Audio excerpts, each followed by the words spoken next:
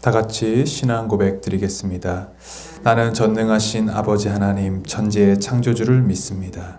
나는 그의 유일하신 아들 우리 주 예수 그리스도를 믿습니다. 그는 성령으로 잉태되어 동정녀 마리아에게서 나시고 본디오 빌라도에게 고난을 받아 십자가에 못 박혀 죽으시고 장사된 지 사흘 만에 죽은 자 가운데서 다시 살아나셨으며 하늘에 오르시어 전능하신 아버지 하나님 우편에 앉아 계시다가 거기로부터 살아있는 자와 죽은 자를 심판하러 오십니다. 나는 성령을 믿으며 거룩한 공교회와 성도의 교제와 죄를 용서받는 것과 몸의 부활과 영생을 믿습니다. 아멘. 찬송가 263장 찬양 드리겠습니다. 찬송가 263장입니다.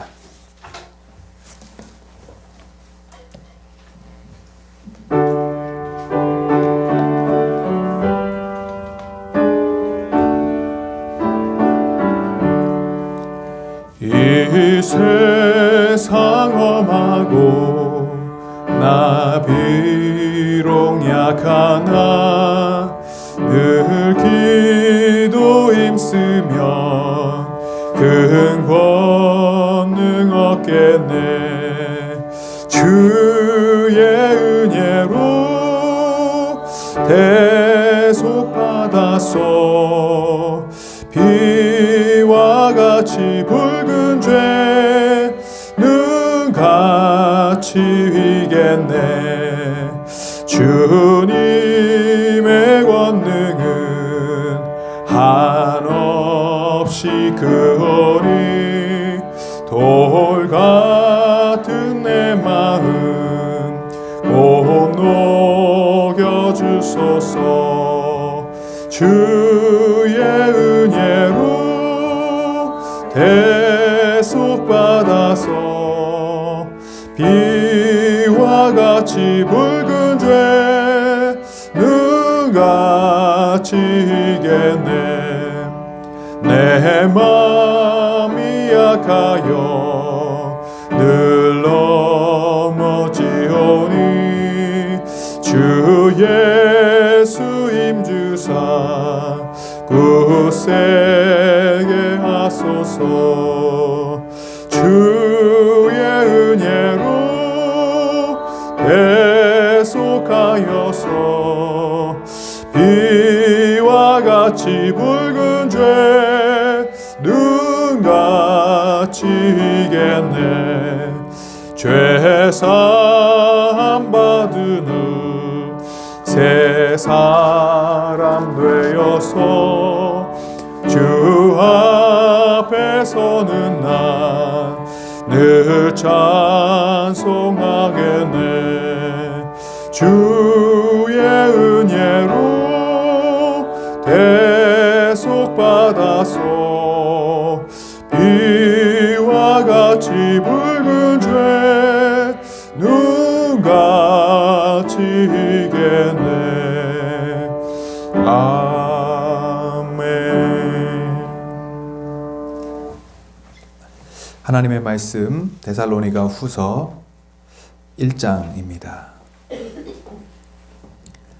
데살로니가 후서 1장 1절부터 12절까지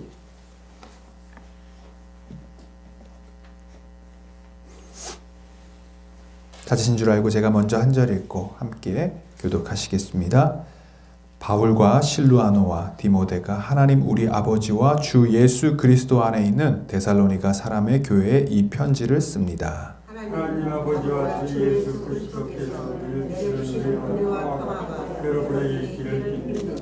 형제자매 여러분, 우리는 여러분을 두고 언제나 하나님께 감사를 드릴 수밖에 없습니다. 그렇게 하는 것이 당연한 일이니 그것은 여러분의 믿음이 크게 자라고 여러분 모두가 각자 서로에게 베푸는 사랑이 더욱 풍성해 가고 있기 때문입니다. 그러므로 우리는 온갖 박해와 환난 가운데서도 여러분이 간직한 그 은혜와 믿음을 두고서 하나님의 여러 교회에서 여러분을 사랑하고 있습니다.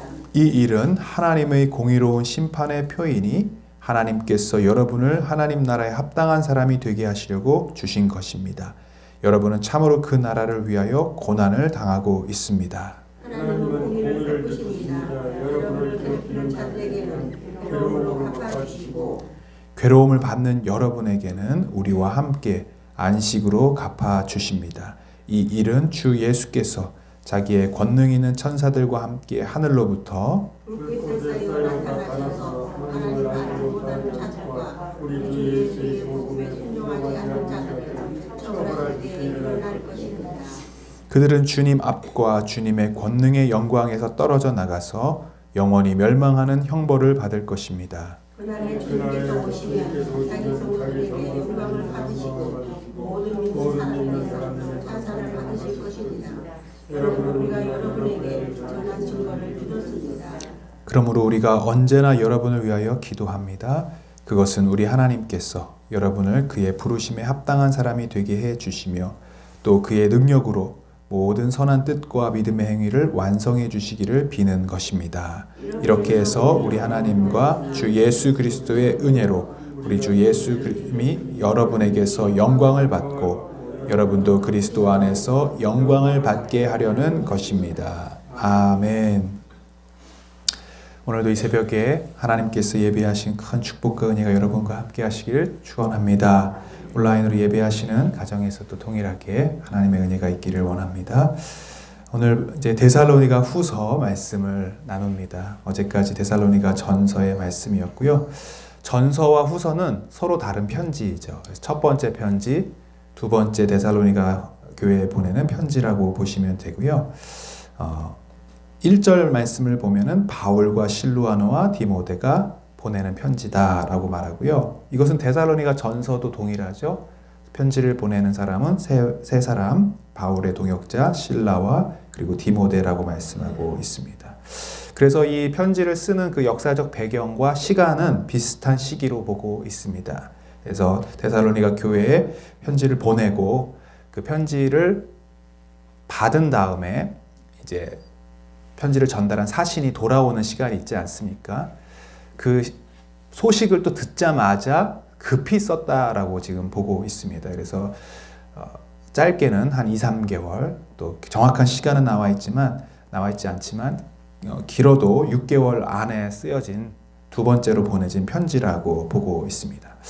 이렇게 급하게 쓸 수밖에 없는 이유를 이제 편지를 전달해 주는 사신을 통해서 듣게 된 것이죠. 그래서 아주 짧지만 3장밖에 되지 않습니다. 데살로니가 교회에 다시 편지를 보낼 수밖에 없는 그런 상황들을 이 내용을 통해서도 무슨 내용 때문에 다시 보내는지 좀 알 수가 있는데요. 짧기 때문에 이 크게 세 가지 내용 정도 있습니다. 1장에서 보면은 이제 거기 두 번째 여러분 그 소제목이 보이지 않습니까? 그리스도 재림 때에 있을 심판 이렇게 나오는데요.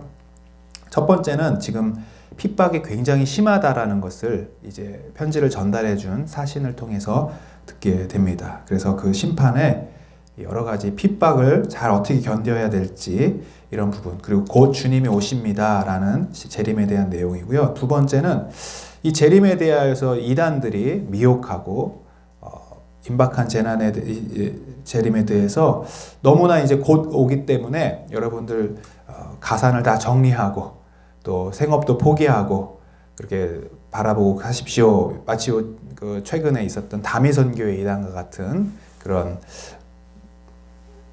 속이는 자들이 재림에 대해서 혼란케 하는 자들이 있었습니다. 그래서 이단에 대한 경고를 주고요. 마지막에는 일하지 않는 사람들이 교회에 너무 많아진 거예요. 그러다 보니까 다 포기해버려. 생업을 포기하고 그냥 먹고 마시고 즐기는, 그리고 일하지 않는 그런 사람들에 대해서 게으르면 안 된다. 나태에 대한 경고를 3장에서 하게 되는 그렇게 짧은 내용들입니다. 그래서 오늘 이제 1장의 말씀을 함께 살펴보려고 하는데요.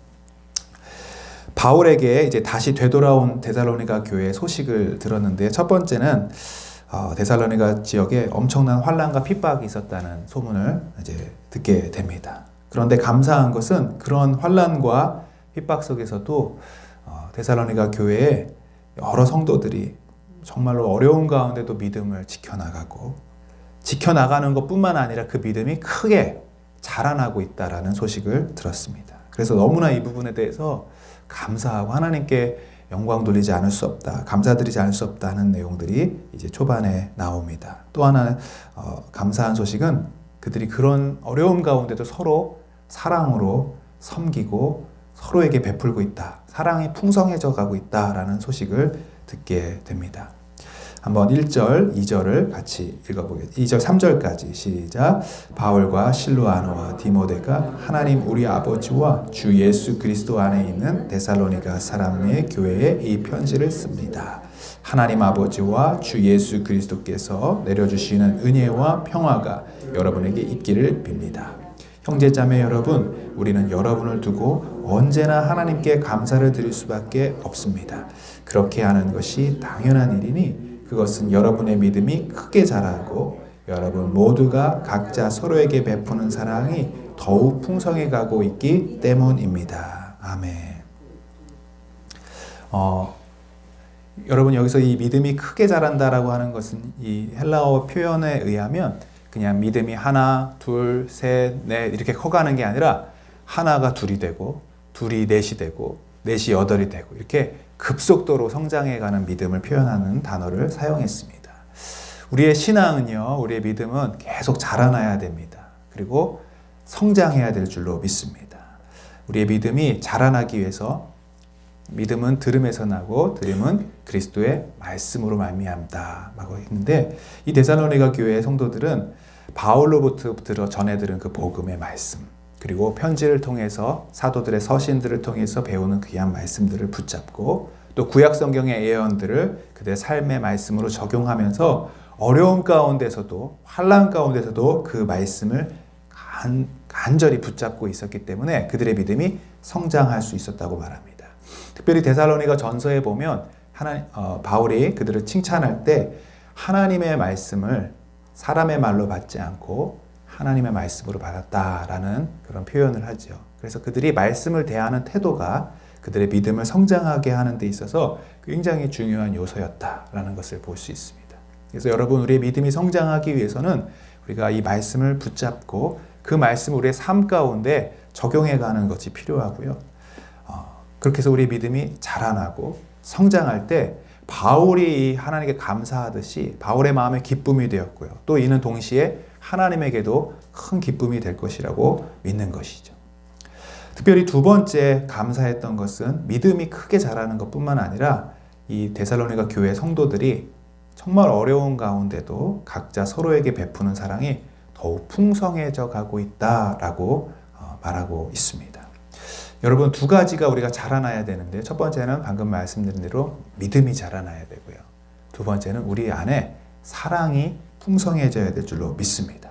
그래서 믿음이 신앙의 연조가 깊어지면 깊어질수록 믿음이 자라날 뿐만 아니라 또 하나 우리 안에 사랑이 풍성해져 감을 우리가 나타내야 되고요. 또 그렇게 노력해야 될 것입니다. 여러분 우리 안에 사랑이 풍성해져 가고 있다고 믿습니까? 네. 사랑이란 것은 추상적이고 어떻게 보면 눈에 보이지 않는 것이지만 이 사랑이 풍성해져 가고 있음을 어떻게 알 수 있냐면 사실은 사랑의 수고와 서로 간에 베푸는 일들을 통하여서 이 소문이 나게 되는 것이죠. 바울이 전해들었던 소식은 다른 게 아니라 이 사랑을 어떻게 알 수 있습니까? 성도들 안에 있는 사랑이. 그것이 표현되었기 때문입니다. 어떻게 표현되느냐? 어려운 가운데 서로에게 필요한 것들을 베풀어주고 나누어주고 또 그것을 섬겨주었던 소식들이 들려진 것이죠. 핍박받고 고난당할 때 다른 핍박 것이 문제가 아니라 영적인 그런 것 공격도 있지만 가장 첫 번째로는 경제적인 어려움이 있었을 것입니다. 이 공동체 사회에서 데살로니가 교회에 있는 지역에서 여러 가지 영적인 핍박 때문에 경제적으로도 어려움을 겪고 먹고 사는 문제들이 있을 때에 성도들이 어려운 가운데도 자기의 것들을 서로 나누어주고 보살펴주고 챙겨주는 그런 것들이 있었던 것이죠. 우리 교회 안에도 이러한 풍성한 사랑이 넘쳐나기를 주님의 이름으로 축복합니다. 이것이 추상적이 되지 않으려면요 구체적인 적용이 필요합니다. 그래서 첫 번째는 오늘의 삶 속에 내가 누구에게 나는 사랑을 베풀 것인가. 또 넓게는 이번 주간에 나는 어떻게 사랑을 실천할 것인가. 그리고 그 사랑을 받는 대상은 우리 교회 안에 구체적으로 누가 될 수 있을 것인가.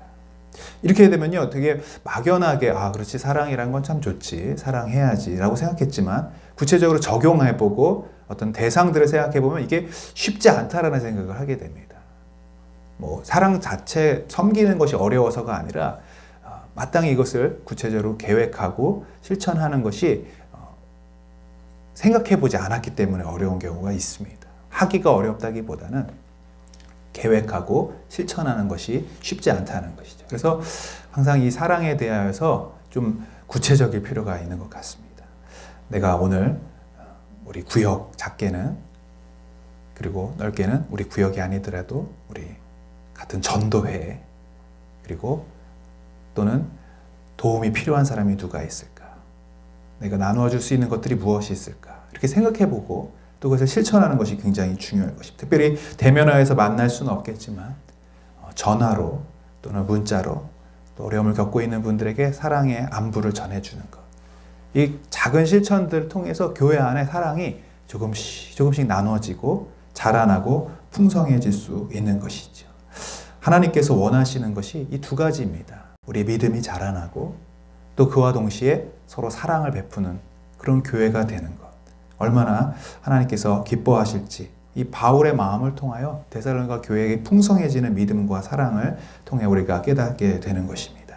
특별히 4절 보시면 어려움 가운데 온갖 박해와 환난 가운데서도 그들이 간직했던 인내와 믿음이 하나님께 영광이 되었음을, 또 모든 교회에게 자랑이 되었음을 사도 바울이 표현하고 있습니다.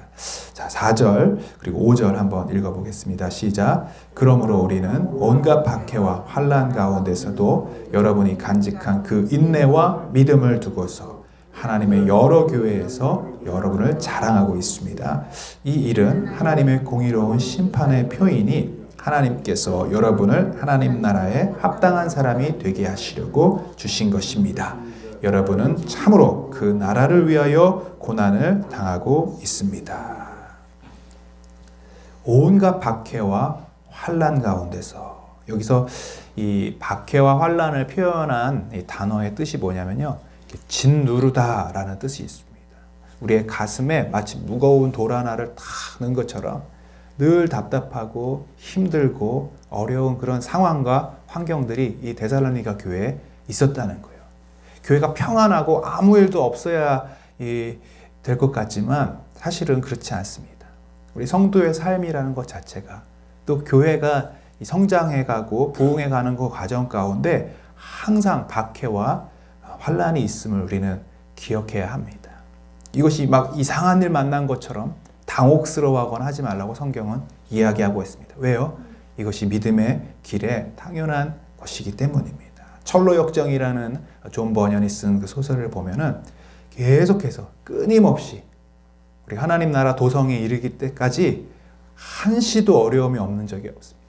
유혹이 없는 적이 없습니다. 시험과 핍박과 모든 넘어뜨리고자 하는 사단의 공격이 없는 적이 없죠. 그러나 그때 필요한 것이 무엇입니까? 우리가 간직한 인내 그리고 믿음인 것입니다. 하나님이 그것을 보기를 원하시고 그것이 바로 하나님 나라를 이루어가는 데 있어서 중요한 것임을, 그리고 하나님 나라를 위하여 우리가 고난을 당하고 있음을 기억하라고 말하고 있습니다.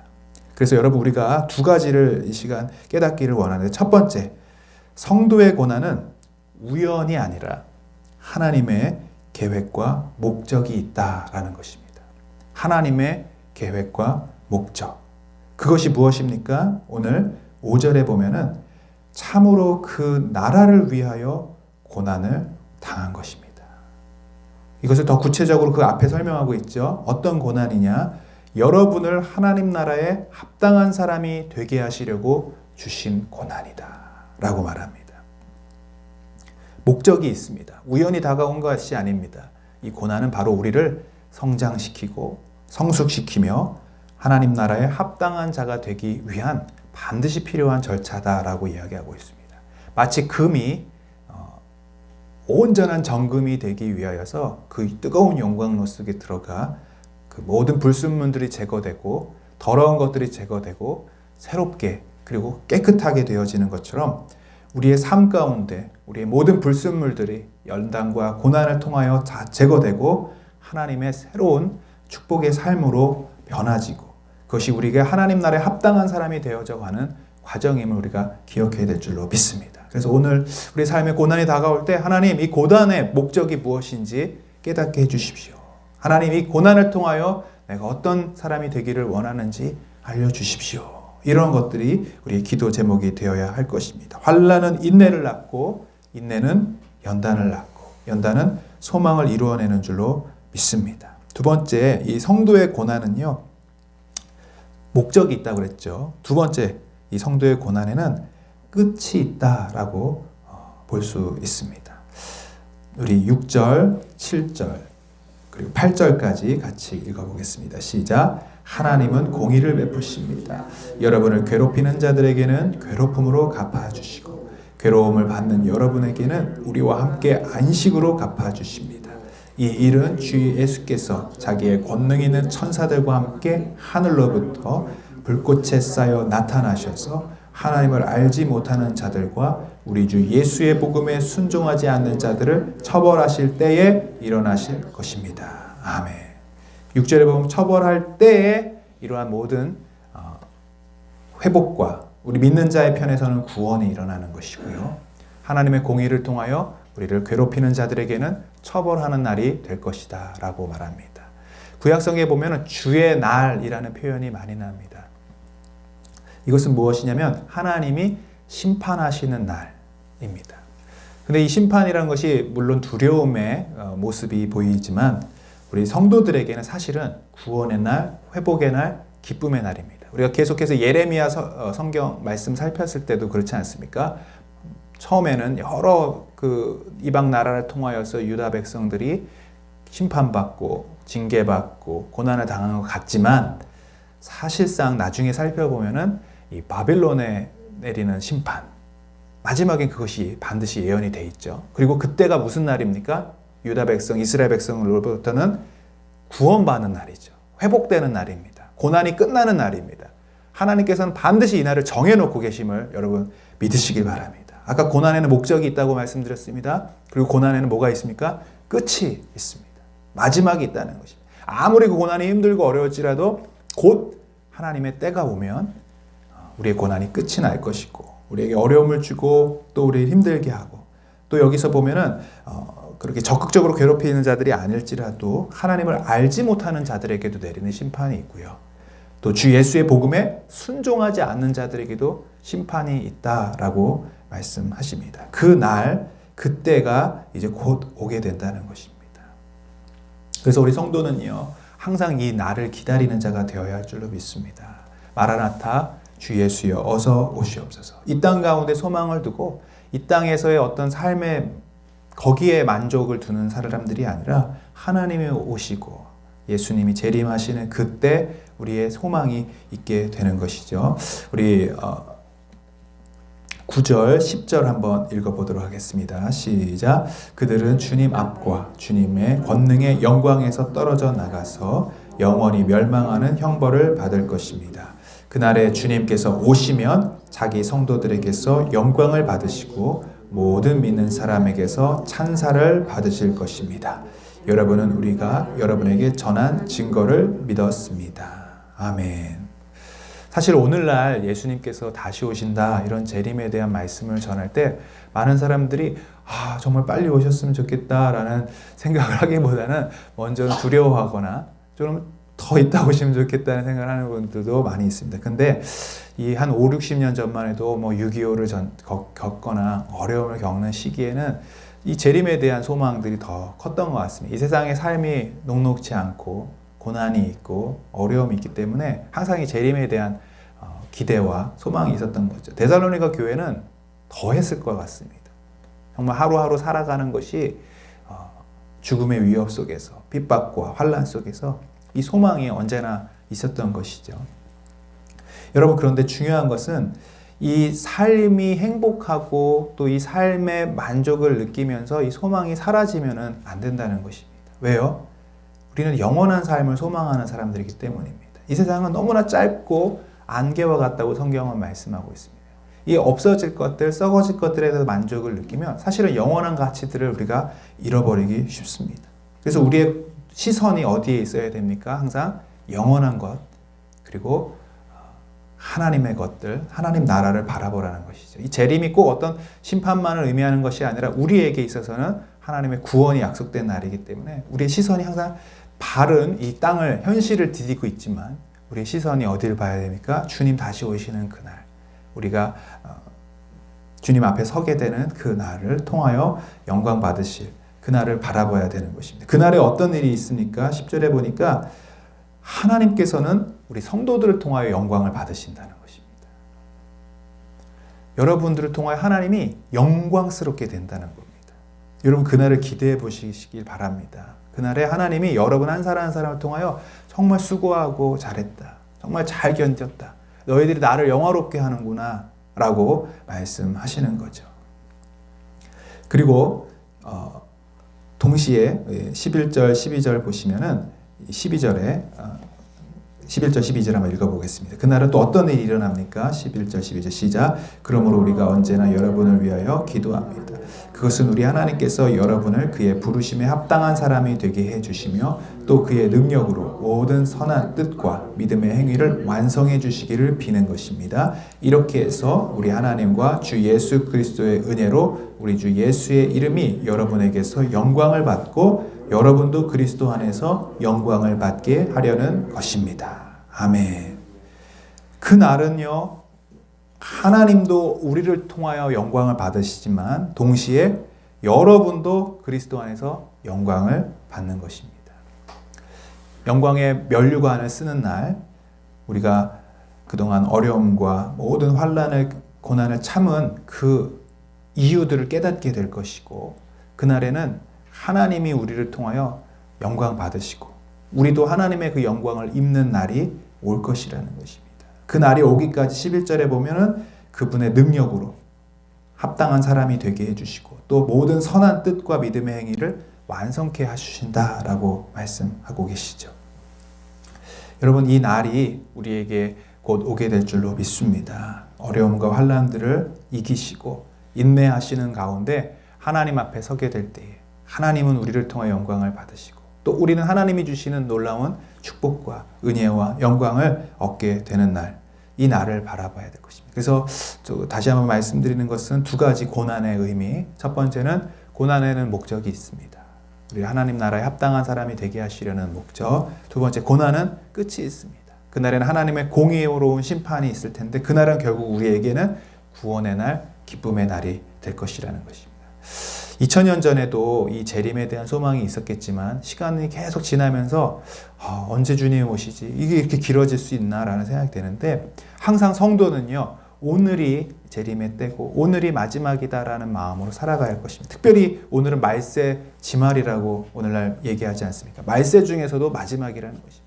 이 주변의 상황들이나 이 여러 가지 일어나는 것들을 보면은 이 땅에 소망이 더 이상은 없다는 것을 알게 됩니다. 순식간에 이렇게 보여지는 것들에 대해서는 우리가 마음이 끌리고 영원할 것 같은 이 세상이지만 사실은 이렇게 뒤돌아보면 한숨 쉴 수밖에 없는 날들이고 하루하루가 정말로 이 마지막이라는 것들을 우리가 체감하고 느낄 수 있는 그런 시기를 살고 있는데요. 하나님께서 우리 성도들에게 주시는 이 귀한 말씀, 오늘 데살로니가 후서의 말씀은 언제나 이 재림의 때를 소망하며 그날을 바라보며 나아가기를 주님의 이름으로 축복합니다. 같이 기도하겠습니다. 거룩하신 하나님 아버지, 오늘도 귀한 새벽 저희들 깨워주시고 말씀으로 우리 가운데 말씀하여 주심을 감사드립니다. 데살로니가 교회의 모든 성도들이 어려움과 환난 가운데서도 믿음과 인내를 지키며 특별히 하나님 그 사랑을 풍성히 나누어졌던 삶을 하나님 통하여서 우리에게 깨닫게 하시는 것이 있는 줄로 믿습니다. 오늘 하루의 삶을 살아갈 때에 하나님 우리에게 믿음을 풍성케 하여 주시고 자라나게 하여 주시고 또 우리가 서로에게 베푸는 사랑을 실천하는 하루하루가 되게 하여 주옵소서. 그래서 환난과 핍박 속에서도 주님 마지막 다시 오실 때에 거룩한 신부로 주님의 합당한 나라에 그 나라에 합당한 자로서 하나님 세워져 갈 수 있게 하여 주옵시고 주는 하나님께는 영광이 되게 하시며 또 우리에게는 하나님이 주시는 영광이 충만해지는 그런 우리의 믿음의 소망을 이루어갈 수 있도록 도와주시옵소서. 하나님 코로나가 계속해서 또 원주 지역에 확산하는 가운데 우리 안에 두려움과 또 하나님 답답한 마음도 있음을 고백합니다. 주님 이 상황을 주님 빨리 종식시켜 주시옵시고 주님 일상의 예배와 일상의 삶과 또 은혜들을 함께 또 다시 나눌 수 있는 날들을 주님 허락하여 주옵소서. 고난에는 끝이 있다고 주님 말씀하여 주셨습니다. 주님, 우리가 낙심하지 말고 절망하지 말고 이 상황 가운데 하나님의 뜻을 계속해서 바라보며 인내하며 나아가는 우리가 되게 하여 주시옵소서. 그러나 하나님 아버지, 바라기는 특별히 육체의 질병과 연약함 가운데 신음하고 있는 분들, 어려운 우리 성도님들 찾아가 주셔서 주님 치료하여 주시고, 주님 이중적으로 겪고 있는 이 고통과 고난 속에서 하나님의 은혜를 바라보며 낙심하지 않고 끝까지 주님을 의지하는, 치유의 하나님을 바라보는, 그렇게 해서 그 하나님을 경험하는 우리 귀한 성도님들 다 되게 하여 주시옵소서. 특별히 어린 우리 자녀 입원하고 있는 우리 딸 치유하여 주시옵시고, 주님 모든 수치와 면역력들이 회복되게 하여 주옵시고, 하나님의 은혜 가운데 온전하게 치유받음이 일어날 수 있도록 인도하여 주시옵소서. 특별히 우리 복음을 전하는 선교사님들, 그 상황이 너무나 어렵고 힘들어서 하나님 아버지 쉽게 말씀을 전할 수 없는 그런 상황 가운데 있지만 주님께서 기회를 열어주시고 또 지혜를 허락하여 주셔서 이 복음의 문이 닫히지 아니하도록 이 모든 상황 가운데서 또 인내함으로 승리하게 하여 주시옵소서. 또한 우리 교회에 맡겨주신 사명들이 있는 줄로 믿습니다. 하나님, 어렵지만 이 지역사회에 데살로니가 교회처럼 소문이 나는 교회가 되게 하시고, 하나님 믿음이 자라나는 교회가 되게 하시고, 환난과 핍박 속에서도 사랑을 풍성히 나눌 수 있는 우리 교회가 되게 하여 주시옵소서. 하나님 아버지, 특별히 오늘 여러 가지의 기도 제목들, 가정을 위한 기도의 제목들, 구역을 위한 기도의 제목들, 또 우리 다음 세대를 위한 모든 기도의 제목들마다 주님 신실하게 응답하여 주시옵소서. 오늘도 성령 충만하게 하시고 믿음으로 살아가는 하루 되게 하여 주옵소서. 예수 그리스도의 이름으로 기도하옵나이다. 아멘. 하늘에 계신 우리 아버지, 아버지의 이름을 거룩하게 하시며 아버지의 나라가 오게 하시며 아버지의 뜻이 하늘에서와 같이 땅에서도 이루어지게 하소서. 오늘 우리에게 일용할 양식을 주시고 우리가 우리에게 잘못한 사람을 용서하여 준 것 같이 우리 죄를 용서하여 주시고 우리를 시험에 빠지지 않게 하시고 악에서 구하소서.